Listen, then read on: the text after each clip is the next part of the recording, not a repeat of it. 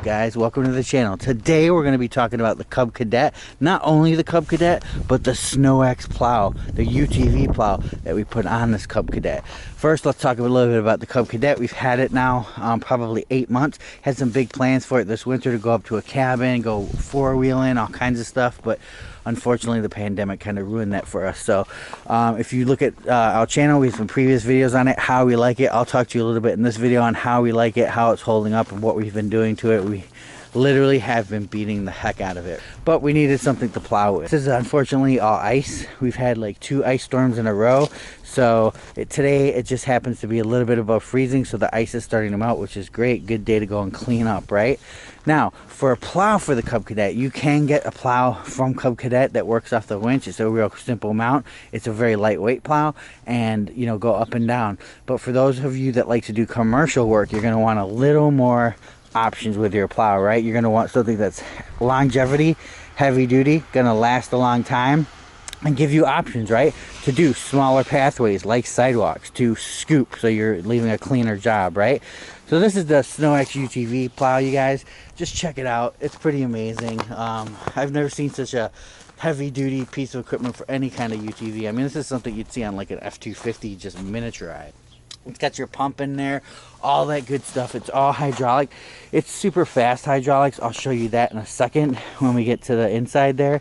But the welds on it, just all the welds, the powder coating. I mean, this is just a really nice plow setup. It does V, it does bucket, and it also does angle, right? And the great thing about that is when you're working commercial property maintenance, you can angle and get the snow where you want it to go. There's no compromises with this plow. It'll get the job done. It'll do the job. Now, this plow goes on pretty much any UTV. You can go to snowex.com and check them out. They have all kinds of mounts for all different vehicles. Personally, I think this is probably the smallest vehicle you can put this plow on, only because it does weigh a little bit, right? And as you can see down here, you know, it's putting some weight on the suspension.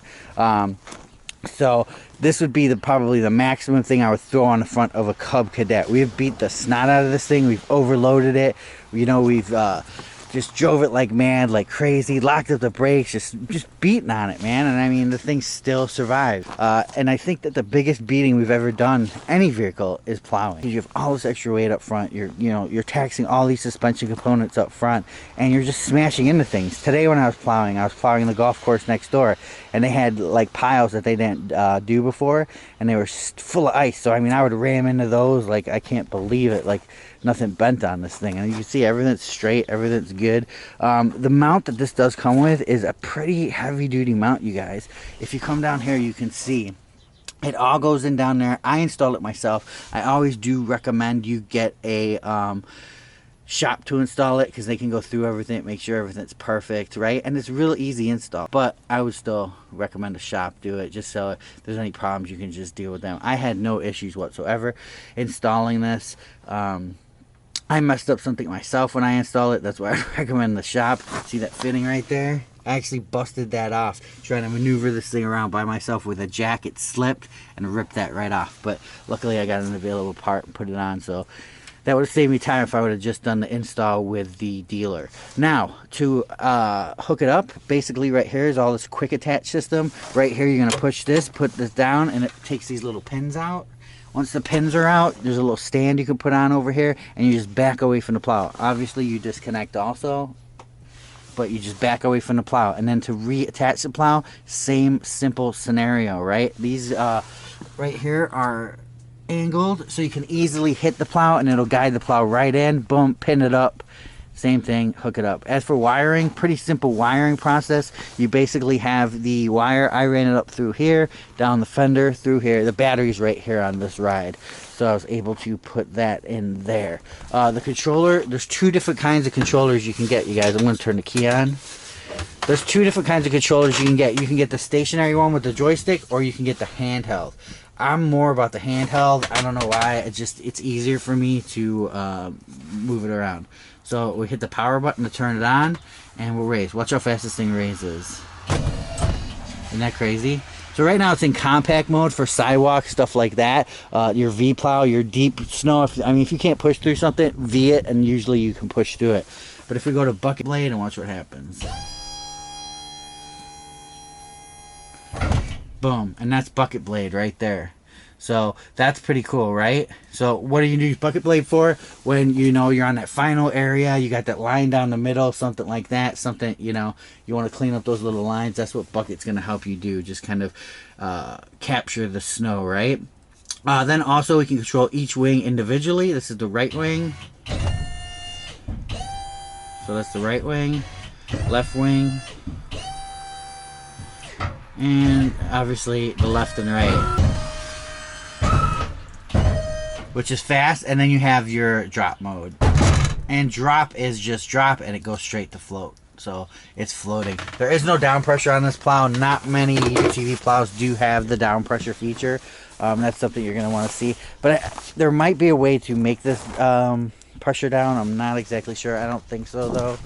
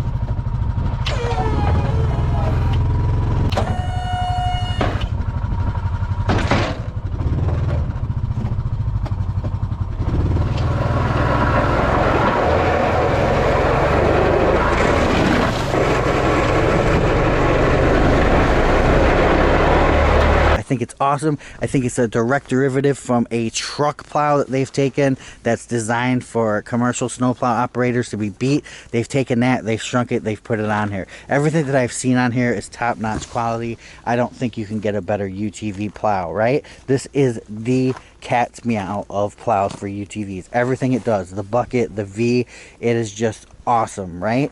Now, mated to the Cub Cadet. What do I think about it mated to the Cub Cadet? I think it operates, it works, but I think that if you're in a scenario where you're a commercial snowplow operator, you're going to want to get a different UTV with this plow. Why? Only because, look at the front end. I mean, that suspension is maxed out. Yes, this is great for a homeowner that wants to have the great latest and greatest. This thing will last forever, I'm sure. There's no problems. But for someone that's plowing 10 times a day, every storm, I think you're going to run into some issues, especially since you're only having like 6 inches of ground clearance there. Granted, my ATV has this extra bar, it's probably an extra 100 pounds on the front, so I've seen others out there. If this bar wasn't here, it would probably bring it up a little bit. But with my bar on the front, it's definitely low riding on the front and putting a lot of pressure on that front suspension. Also, one thing I did notice with the Cub is going back and forth with the shifter constantly, it would get stuck and wouldn't be able to go in reverse. You just couldn't get it in reverse. You'd have to rev it and mess with it and this and that. And that happened the first like week I had it, but then it went away. So I thought it was just some new parts, you know, and then but as soon as I put the plow back on it, and it's only when you hit a pile. So when you hit a pile, there's probably some tension or something that's on the transmission that it's not releasing to allow you to get it in reverse. So I would usually contact Cub Cadet like that on something like that, but I have seen online other people have been having that same issue. So I mean, it's a non-issue. It's there. It's just finicky. That's all I can say, you know. Would I still buy a Cub Cadet? Yes. Do I still think this is the best ATV out there for the money? Yes, bar none. You have tons of options. This thing is great. It's awesome. If you want this thing and you want a commercial snowplow with it, get yourself a poly plow, right? If you have this thing, you're a property maintenance guy, or if you have this thing and you have a huge property and you'd like it in the summer to fly around your property, you need speed and you want to have an awesome plow, get this setup, right? I just would not recommend this for commercial. I've seen it in a commercial environment before. It's just, in my head, the longevity of the compression on that suspension and the low riding is just not favorable to me. But other than that, this is a great plow. This is a great UTV, you guys.